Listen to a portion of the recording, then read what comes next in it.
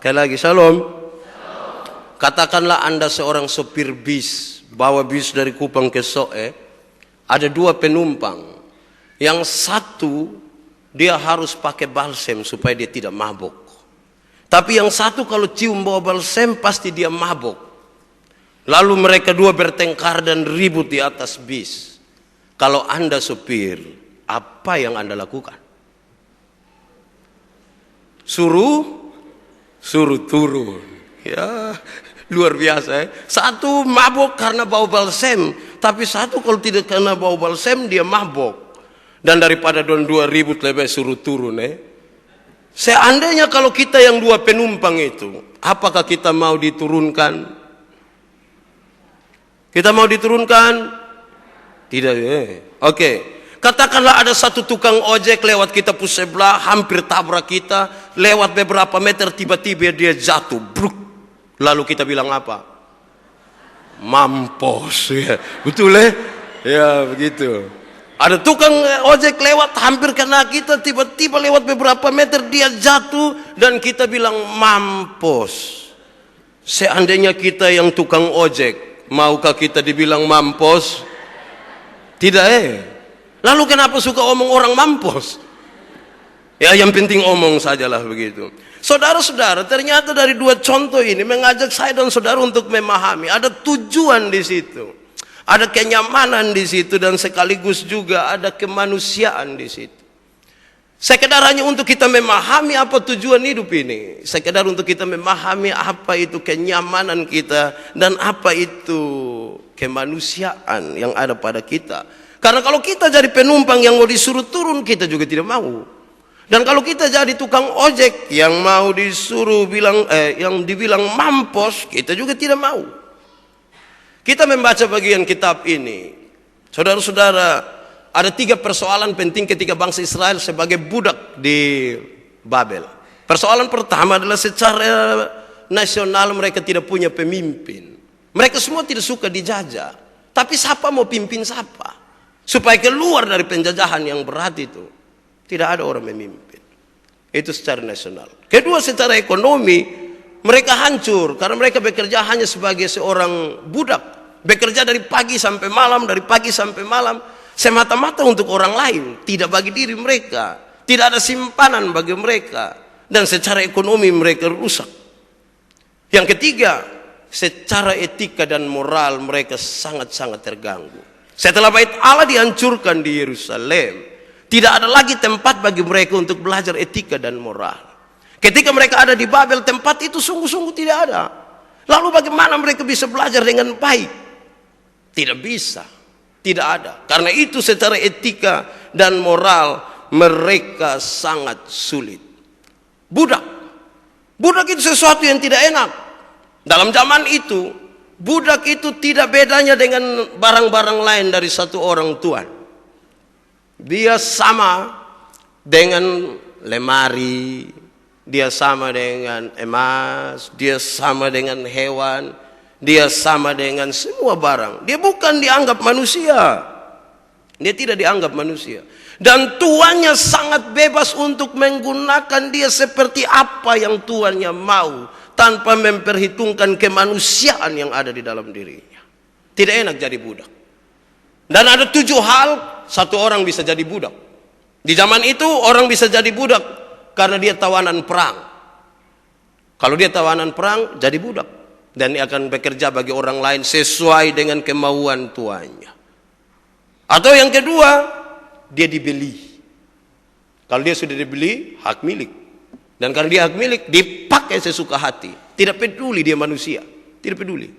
Atau yang ketiga, dia lahir di rumah tuannya. Jadi kalau dia mama budak, melahirkan satu anak di situ, itu anak jadi budak.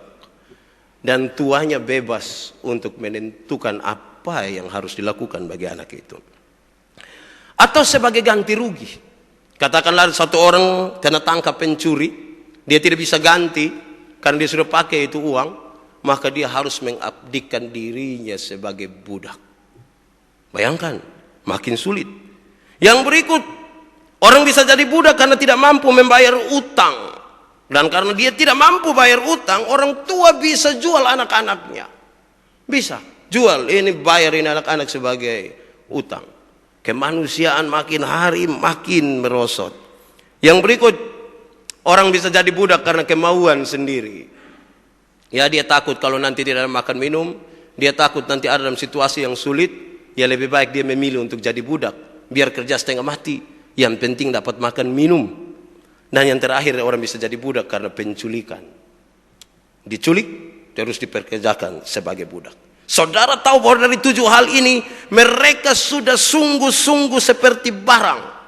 Sama seperti barang. Penghargaan terhadap diri sendiri menjadi hilang. Dan mereka tidak lagi dapat menikmati hidup.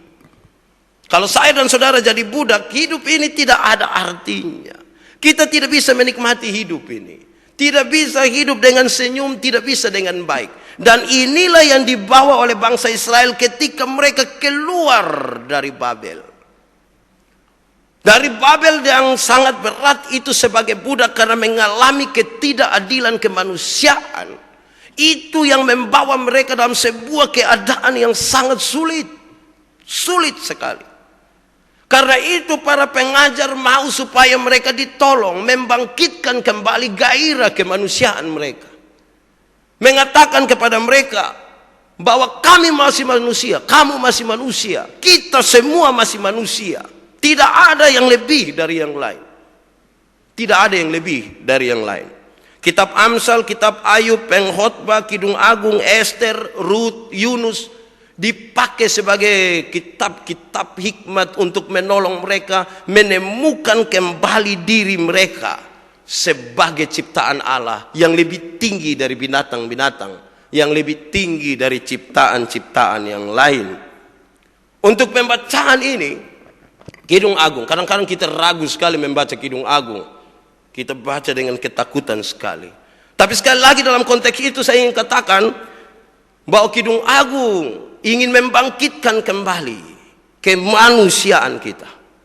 Bahwa ketika orang semua telah kehilangan penghargaan kepada manusia, bahwa karena pengaruh perbudakan yang sangat berat waktu itu, kata-kata hikmat dianggap tidak dapat lagi mengembalikan itu. Talenta-talenta yang ada pada mereka tidak dapat mengembalikan kemanusiaan. Motivasi-motivasi yang kuat tidak bisa. Peraturan-peraturan yang ketat tidak bisa mengembalikan kemanusiaan. Tapi ada satu hal yang Tuhan taruh pada manusia supaya dibangkitkan lagi kemanusiaannya, yaitu apa? Cinta. Cinta. Anda masih percaya bahwa cinta punya kekuatan? Harusnya Anda percaya. Kenapa? Cinta bisa buat orang senyum sendiri-sendiri. Duduk-duduk dia bilang, saya tidak tahu dia senyum apa. Cinta juga bisa buat orang tidak senyum dan tidak mau makan. Rasa tidak enak. Cinta juga bisa membuat orang mengatakan hal-hal yang tidak jelas. Aku cinta padamu dan bisa langgar lautan api. Sebentar melepuh semua itu. Tidak bisa, tidak mungkin. Saya ingin mengatakan bahwa cinta bisa membuat orang benar-benar menemukan kembali dirinya sebagai manusia. Sebab kalau tidak lagi dia merasa dia manusia itu susah. Saya punya 2 orang sahabat. Dua-dua dari kampung. Padahal dua-dua baku cinta sebenarnya. Suka. Dua-dua baku suka. Tapi dua-dua ini sama-sama lugu dan tidak ada yang berani menyatakan cinta. Diam-diam. Tapi rasa itu begitu kuat. Rindu untuk bertemu dan seterusnya. Mereka sama-sama suka tapi tidak berani katakan. Tapi oleh karena dorongan cinta yang begitu kuat, satu saat mereka mau sama-sama bicara. Duduklah di satu tempat, taman anggur. Itu di US apa mereka duduk begitu. Iya. Ini kisah nyata ini. Yang pasti bukan saya lah. Begitu. Mereka duduk di pohon anggur itu, di taman anggur itu, dan yang laki-laki mulai bilang begini, di dunia ini, saya baru bilang di dunia nih kok. Dia bilang begini, di dunia ini yang paling beta cinta, yang paling beta sayang hanya satu saja. Yang nona sumalu-malu bilang begini, siapa kak? Di dunia ini yang paling beta cinta, yang paling beta sayang satu saat. Terus ya nona bilang, siapa? Ini nyom bilang, Tuhan Yesus.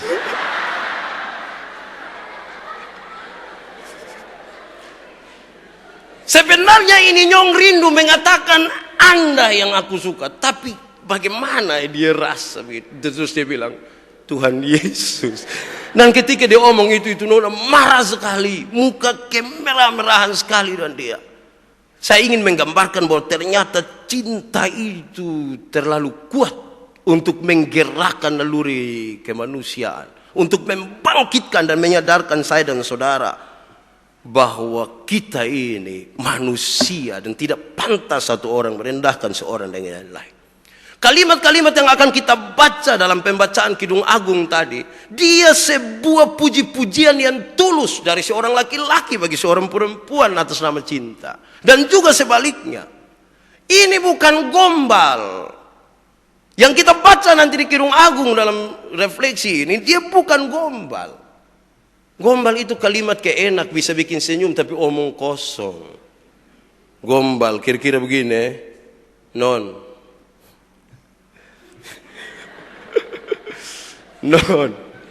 Non tahu kok sonde beda antara nona dan jembatan. Terus itu nona bilang, sonde? Oh iya. Jembatan tuh bisa buat beta seberang ke sebelah. Tapi kalau nona tuh bikin beta bisa seberang ke mana-mana. Terlalu gombal itu Tidak bagus.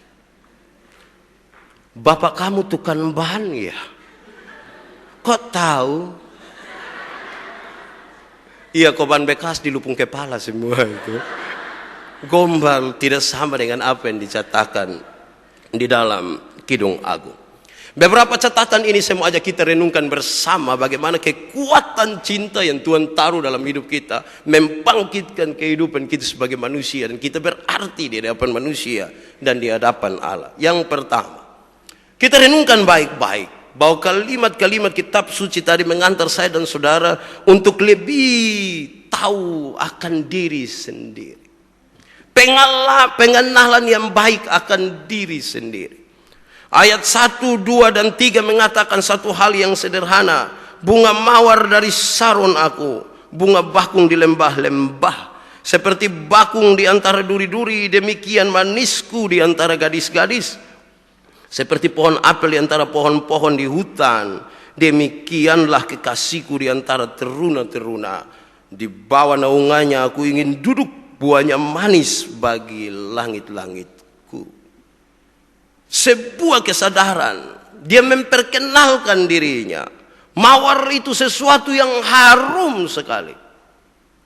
Dan Saron itu menyatakan sebuah tempat, dataran rendah, pantai bagian utara Tel Aviv sekarang. Aku Saron dari Sion. Aku bunga mawar dari Saron, maaf. Sesuatu yang harum berasal dari tempat yang jelas. Dia memperkenalkan dirinya seperti itu. Di ayat 2 dia memberi sebuah perbandingan yang langsung menempatkan mawar berbeda dengan duri-duri. Gadis yang dicintainya begitu berbeda dengan yang lain. Ada sesuatu yang khas sekali pada dirinya. Berbeda dengan duri. Dalam perjanjian lama misalnya 2 Raja-Raja pasal 14 ayat 9 dia bilang begini. Duri itu lambang penderitaan yang sangat mengancam. Sangat mengancam. Atau suasana kehidupan yang penuh dengan aib. Dan tidak ada harapan lagi sama sekali. Kalau Anda punya cinta, Anda dipanggil kembali untuk menemukan bahwa masih ada harapan dalam hidup ini. Bukan aib. Bukan sesuatu yang membuat Anda berhenti sekarang.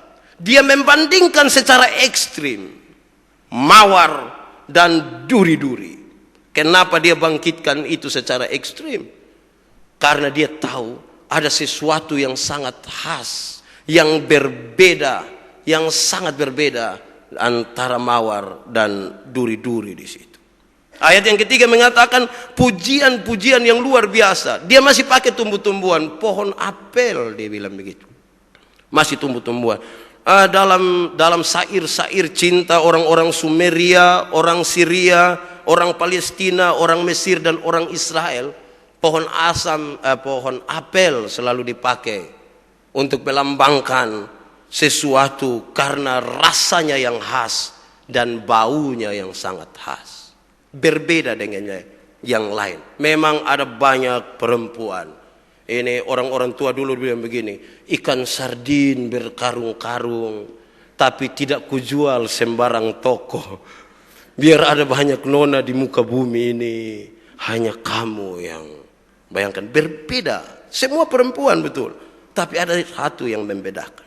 Catatannya sederhana, bahwa satu, orang tahu apa yang menjadi ciri khas dalam dirinya, siapa dirinya, dan dari mana dia berasal. Hanya itu. Sepanjang orang tidak tahu siapa dirinya, apa yang ada dalam dirinya, dari mana dia berasal, dia tidak akan pernah menikmati hidup ini dengan baik. Orang bisa mengenal orang lain kalau dia lebih dahulu mengenal siapa dirinya. Orang hanya bisa mencintai dan menghargai orang lain kalau dia tahu betul apa yang ada dalam dirinya. Karena kalau dia butuh cinta, orang-orang lain pun butuh itu. Kalau dia butuh penghargaan, orang-orang lain pun butuh hal yang sama. Orang bisa membedakan. Karena cinta orang bisa membedakan mana mawar dan mana duri. Mana mawar dan mana duri. Tidak lupa diri. Dia tahu siapa diri. Dan ketika orang tahu siapa dirinya, dari mana dia berasal, dia menikmati hidup ini dengan baik. Dia bisa membedakan dengan baik setiap potensi yang ada di dalam dirinya. Kadang-kadang pembedaan yang begitu baik bikin orang makan hati juga. Tapi dia memahami siapa dirinya. Satu anak muda bicara dengan satu peternak domba. Dia bilang ini bapak, dia bilang begini, bapak pu kambing ini badan bagus-bagus, bapak pu domba badan bagus-bagus ini, dong makan apa? Bap tua bilang begini, yang mana dulu? Yang putih atau yang hitam? Terus ini anak muda bilang, yang putih. Dia bilang kalau yang putih itu makan rumput gajah. Terus yang hitam bapak? Yang hitam juga makan rumput gajah. Sama-sama makan rumput gajah. Oke, ini domba dong satu hari dong bisa jalan berapa kilo? Ini bap tua bilang, yang mana dulu? Dia bilang sudah, yang hitam sa bapak. Yang hitam jalan 4 kilo satu hari. Terus yang putih? Yang putih juga 4 kilo. Begitu. Dia so agak marah sedikit. Dia tanya ulang. Lalu biasa 1 tahun dong hasilkan bulu berapa kilo? Bap tua bilang, yang mana? Dia bilang, oh yang hitam sah. Yang hitam itu 1 tahun dia 10 kilo. Terus yang putih? Yang putih juga 10 kilo. Begitu. Ini anak marah. Bapak, kenapa hanya untuk omong hal yang sama? Bapak harus beda-bedakan mana putih, mana hitam, mana putih, mana hitam. Bap tua bilang, memang harus begitu adik. Kenapa? Karena yang putih itu beta punya. Terus yang hitam? Yang hitam juga beta punya. Begitu. Dua-dua dia punya milik. Benar. Dia tahu itu dia punya. Orang lain bisa makan hati di situ. Tapi dia ingin membedakan dengan baik. Walaupun kemudian itu kembali kepada dirinya. Semua menjadi miliknya dalam semua perbedaan yang ada di situ. Bukankah ini yang kemudian membuat kita merasa lebih hidup? Anda punya banyak hal dalam hidup ini yang kalau digerakkan bersama-sama, kita menghargai kemanusiaan itu. Makin hari orang tidak menghargai kemanusiaan karena dia makin tidak mengenal siapa dirinya. Dia bertopeng sekali.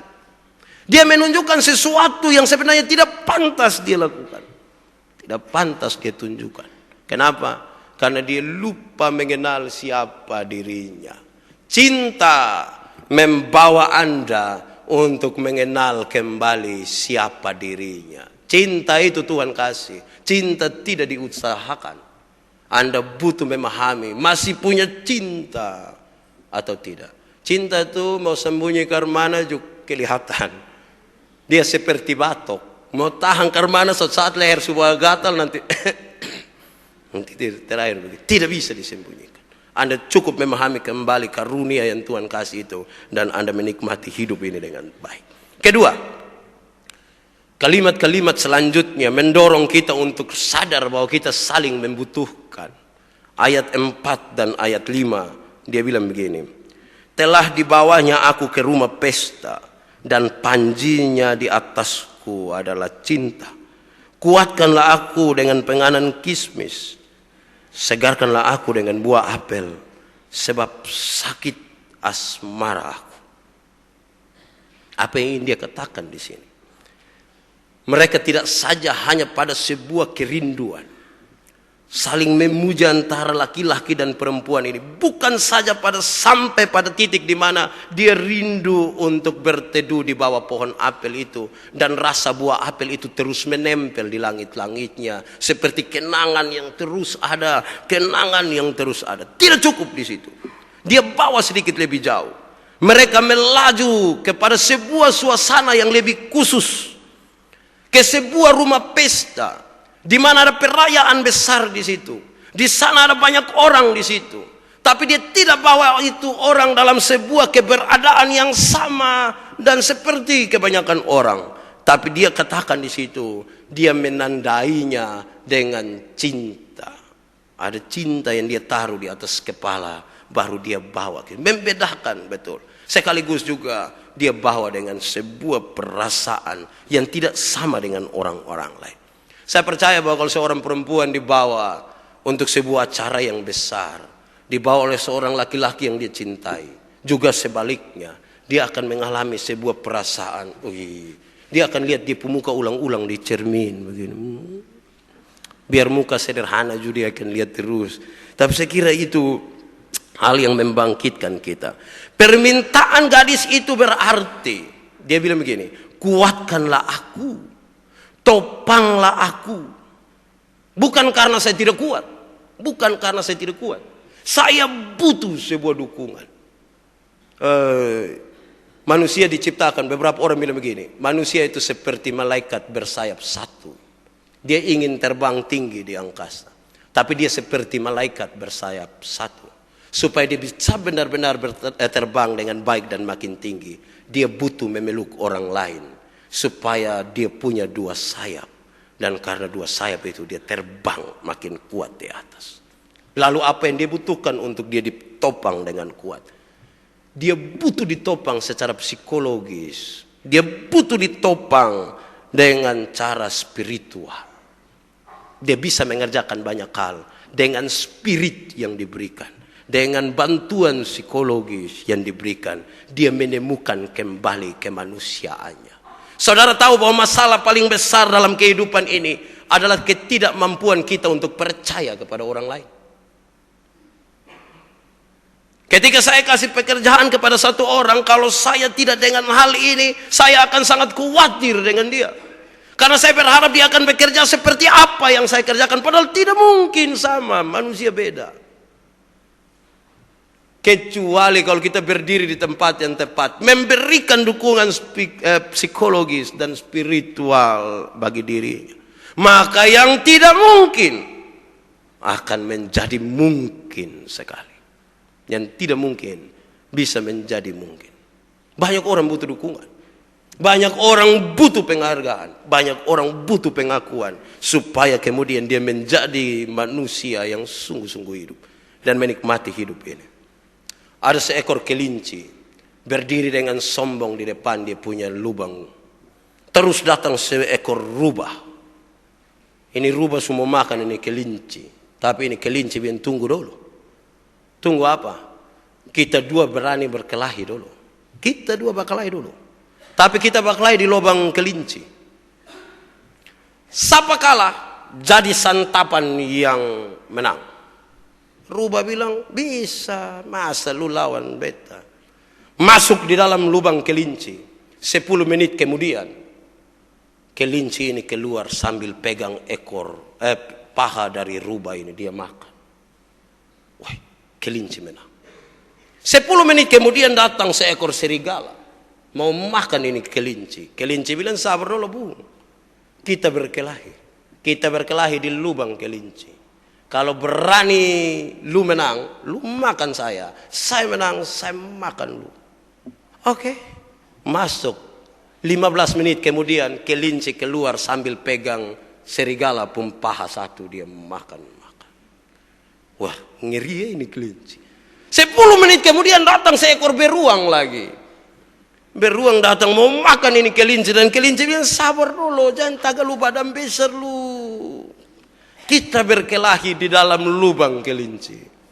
Kita berkelahi. Kalau lu menang silahkan lu makan saya, tapi saya menang saya makan lu. Ya betul? Iya. Mereka masuk. 20 menit kemudian kelinci keluar pegang kaki beruang satu sambil dia.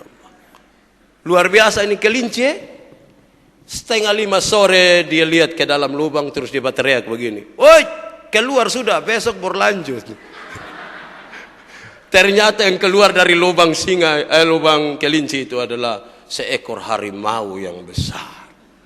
Harimau ini yang berkelahi, kasih mati itu rubah, itu serigala dan itu beruang. Kelinci tinggal makan.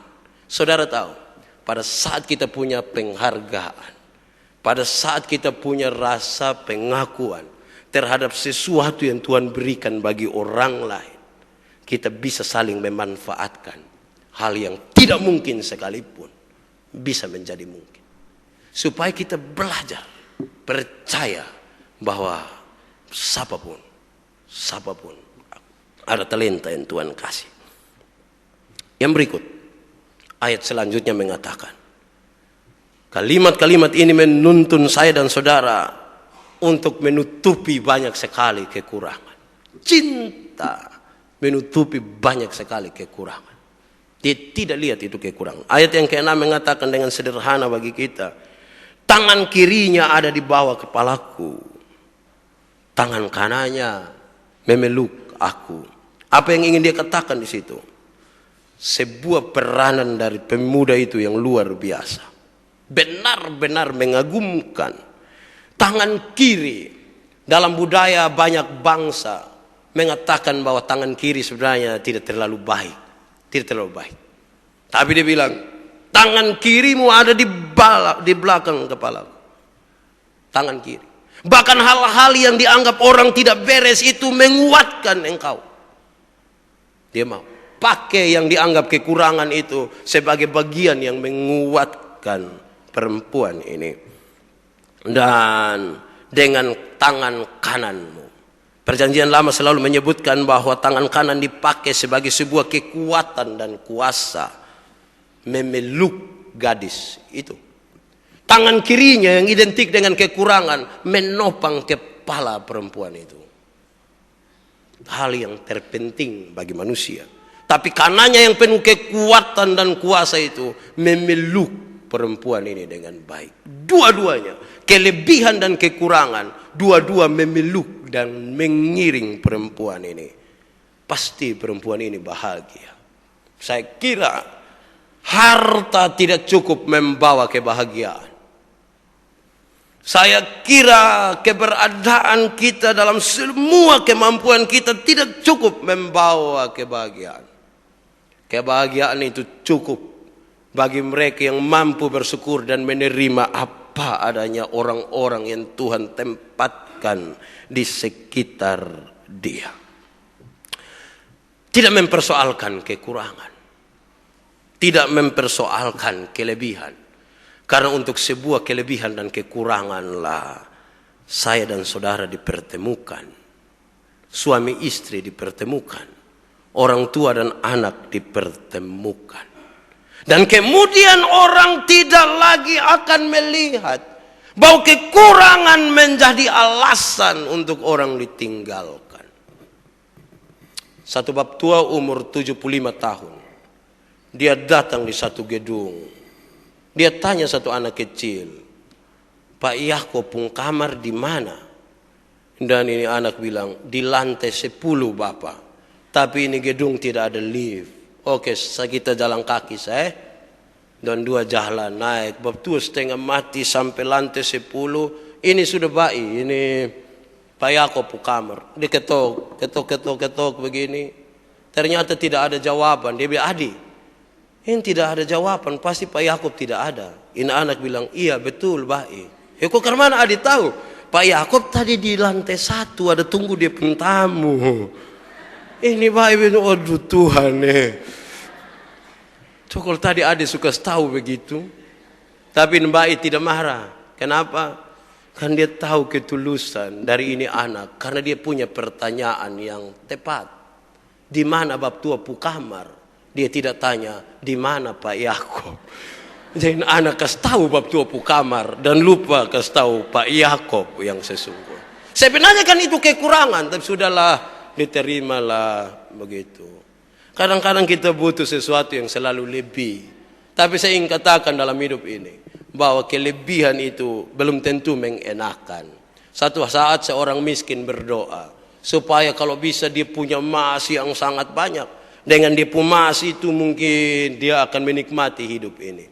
Maka terjadilah kepada dia apa yang dia inginkan. Semua jadi emas, semua jadi emas. Dia bersuka cita sekali karena itu emas. Dia pulang dalam sukacita, senang betul itu emas. Tapi dia mulai lapar. Dia buka dia punya meja makan. Itu nasi semua jadi emas. Karena mana dia mau makan emas? Dia haus. Dia rindu minum.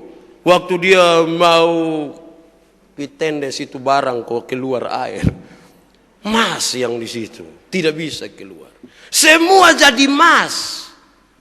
Dia langsung tahu saat itu. Ternyata tidak semua hal jadi emas.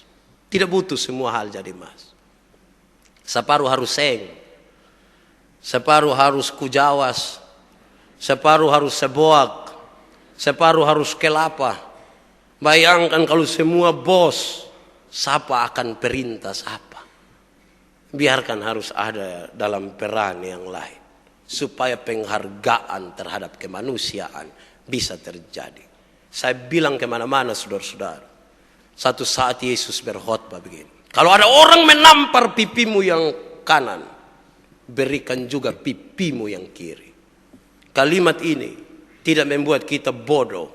Orang tampil yang ayas di kiri kita bilang tunggu om di kanan. Tidak. Yesus tidak bermaksud begitu.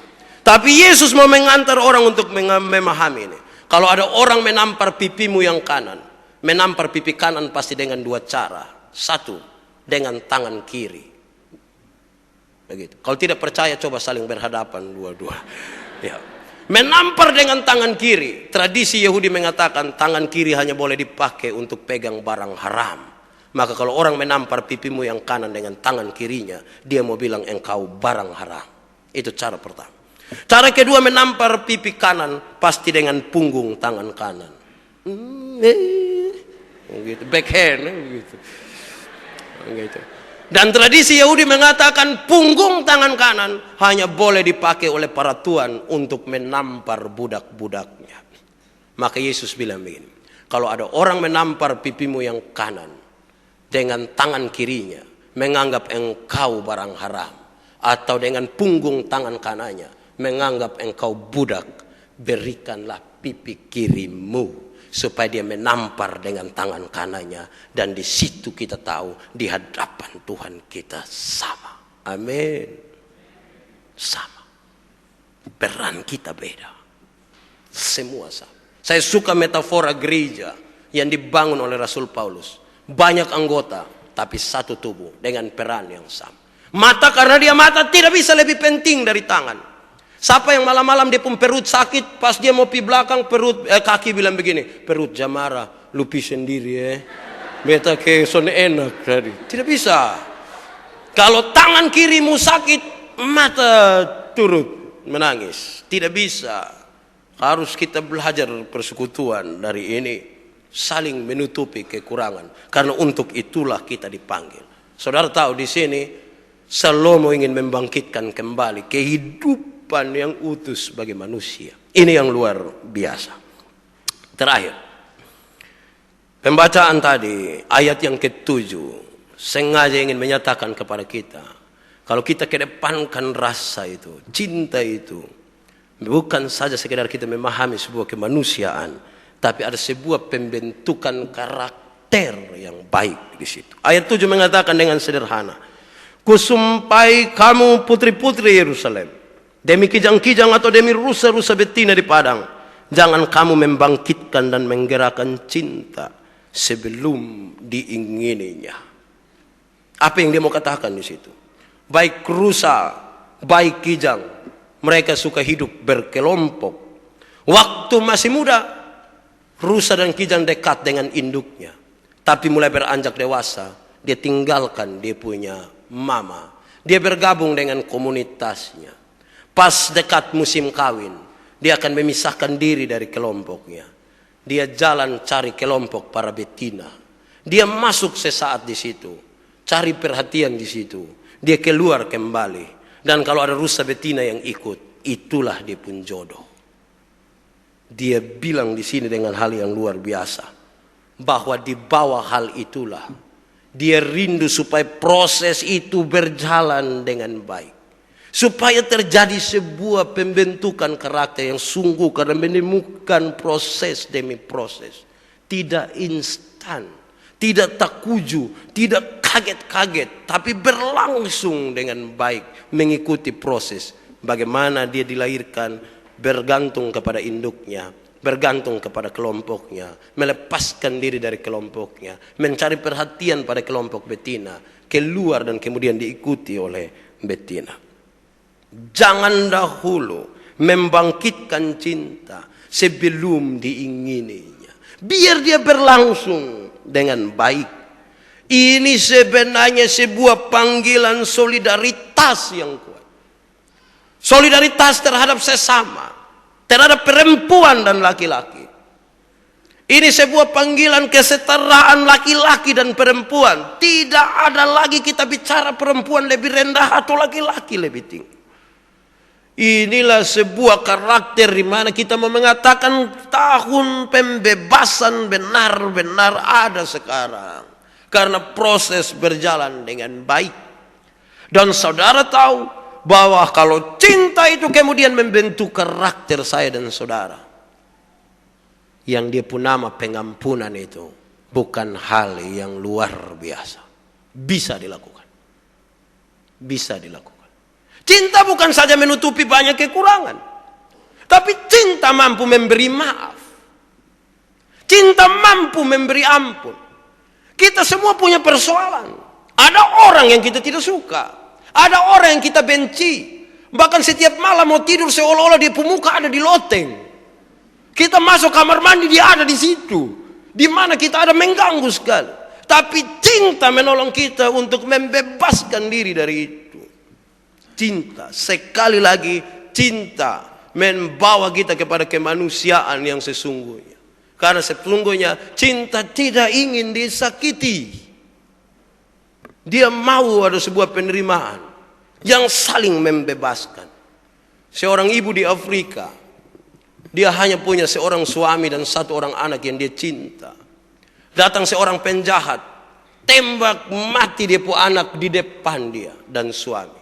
2 hari kemudian datang ini orang jahat, bawa dia pun suami, seret ke satu tempat. Beberapa jam kemudian dia dipaksa ikut. Di tempat itu dia lihat suaminya diikat di atas tumpukan kayu api. Bukan saja diikat, disiksa, dibunuh mati, dan kemudian dibakar di depan dia. Ibu ini sangat sedih, sangat sedih. Polisi tahu, orang jahat ini ditangkap. Mereka ada di sebuah ruang pengadilan, menuju kepada vonis. Laki-laki ini sungguh-sungguh bersalah. Ada banyak bukti yang menguatkan kalau dia bersalah. Menuju kepada vonis itu, hakim memberi kesempatan kepada ibu ini untuk bicara. Dan ibu ini bicara dengan hal yang sederhana. Dia bilang begini, ada 3 permintaan untuk laki-laki yang jahat ini. 1, saya rindu laki-laki ini dibawa ke tempat suami saya dibakar. Saya rindu untuk mengumpulkan debu dari suami saya untuk dikubur dengan terhormat. Permintaan kedua, saya rindu orang jahat ini menjadi anak saya, karena saya tidak punya siapa-siapa lagi. Dan saya minta 1 bulan dia datang 4 kali. Supaya rasa cinta yang masih ada pada saya curahkan bagi dia. Karena hanya saya punya suami 1 dan anak 1. So tidak ada lagi. Saya rindu dia menjadi anak saya. Ketiga, saya rindu untuk orang jahat ini tahu bahwa saya mengampuni dia. Mendengar itu, orang jahat itu pingsan. Anda punya semangat untuk balas dendam sekarang. Anda punya kebencian yang besar untuk memakan hidup-hidup manusia 1 tuh kok. Anda ternyata tidak punya cinta dalam dirimu. Kalau Anda punya cinta dalam dirimu, ada kemampuan untuk Anda mengampuni, untuk Anda memaafkan. Karena kalau hari ini dia jatuh, besok kemungkinan besar Anda jatuh. Kalau hari ini suamimu bersalah, ada kemungkinan besok Anda bersalah. Anda tidak kawin dia pun baik saja. Anda kawin sekaligus dan dia pun tidak baik. Coba masing-masing istri dan suami saling melihat. Dan goyang-goyang kepala. Mari kita tunduk kepala sekarang. Kita berdoa kepada Tuhan. Kita percaya bahwa apa yang Tuhan kasih kepada kita, dalam cinta yang terpatri, membangkitkan kita untuk memahami ciptaan, sekaligus juga memahami diri kita sebagai pribadi yang berharga di hadapan Tuhan. Bapa di sorga, di hadapan hadirat-Mu kami angkat hati sekarang. Tuhan tahu siapa kami. Bahwa oleh karena berbagai-bagai hal kami terseret dalam ketidakadilan bagi kemanusiaan. Oleh karena berbagai-bagai hal, ternyata kami tidak mampu lagi menerima perbedaan-perbedaan. Oleh karena berbagai-bagai perhatian, kami lupa bahwa di hadapan Tuhan kami sama satu dengan yang lain. Terima kasih untuk firman Tuhan. Kami percaya bahwa Roh Kudus-Mu lebih dahulu bekerja bagi kami. Kami percaya bahwa sebelum hamba-Mu berkata-kata, Roh Kudus-Mu membawa jemaat-Mu ke sini. Dan hari ini hati kami terbuka. Kepala kami tertunduk, tapi hati kami terangkat di hadapan hadirat. Kami rindu Tuhan jamah, kami rindu Tuhan masuk dan Tuhan isi sesuai dengan yang Tuhan mau. Kami rindu menemukan kembali kemanusiaan itu. Kami rindu, kami menemukan kembali cinta yang Tuhan taruh di dalam hati kami. Supaya dalam cinta pada diri ini kami belajar untuk mengasihi orang lain. Mungkin kami tidak adil bagi suami kami, bagi istri kami, bagi anak-anak kami, bagi orang-orang yang Tuhan tempatkan di tengah-tengah kami. Kami berdoa hari ini, kasih dan cinta-Mu lebih besar dari kesalahan kami. Kami rindu, kami diubahkan Tuhan. Kalau ada banyak hati yang hancur hari ini, Tuhan tahu mereka satu persatu. Tuhan tahu bagaimana Tuhan menjamah mereka. Tuhan tahu bagaimana Tuhan mengubahkan mereka. Biarlah kami belajar bahwa cinta Tuhan taruh dalam hidup ini supaya kami memahami ciptaan, memahami pencipta, dan hidup menjadi berkat di tengah dunia ini. Terpuji nama Tuhan.